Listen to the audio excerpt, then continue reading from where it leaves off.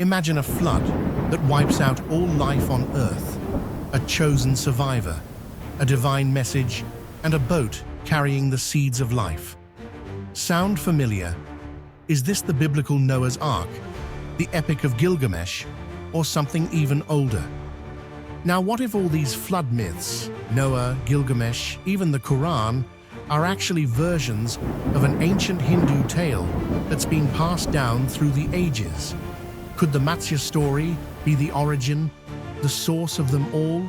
Stay tuned, because today we're uncovering the truth behind these ancient legends. Before we dive into the shocking connections between ancient flood myths, don't forget to hit that subscribe button and turn on notifications. Let's start with the Matsya myth, the oldest flood myth we know of. According to the Matsya Purana, Vishnu, the Hindu god, transforms into a fish and warns Manu, the first man, about an apocalyptic flood that will wipe out the evil in the world. Manu builds a boat to survive, saving not just himself, but animals and the sacred Vedas. The flood destroys all evil, paving the way for rebirth and a fresh start for humanity. But here's the big question. Could the Matsya myth be the original flood story? What do you think? Could Matsya be the source? Let me know in the comments below. Now, let's get to the jaw-dropping part. The similarities between Matsya and other major flood myths. Are they all just coincidences? Or is there a common thread? Let's compare. First up, the story of Noah's Ark. A flood is sent by God to wipe out a wicked world. Noah is the chosen one, tasked with building an ark and saving life. Wait a minute, doesn't this sound like Manu? Chosen to survive a flood with animals on board. Same structure, same idea of divine punishment. Do you think Noah's Ark is based on Matsya?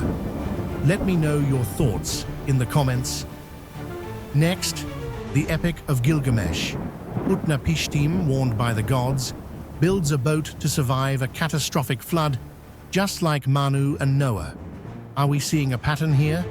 The flood destroys the world, but the survivor repopulates the earth. Could this epic be another retelling of Matsya? Here's another, Deucalion and Pyrrha from Greek mythology. A divine flood, a boat, and the task to repopulate the earth by throwing stones that turn into people. Does this sound familiar? The same idea.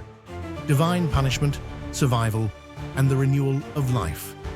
Ovid's Metamorphoses, Book 1, tells us about the flood sent by Zeus and how Deucalion and Pyrrha repopulate the earth by throwing stones behind them.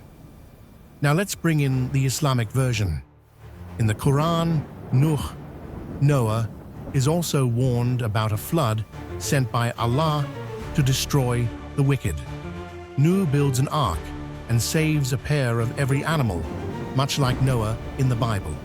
Is this just another retelling of the Matsya myth? Same structure, same themes, divine destruction, survival, and a new beginning. Here's where it gets crazy.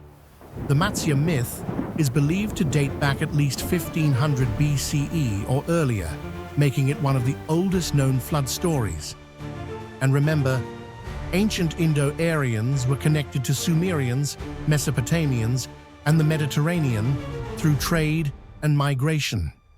Could these cultures have borrowed the Matsya story and adapted it? So, could Matsya be the origin of all these flood myths? What do you think?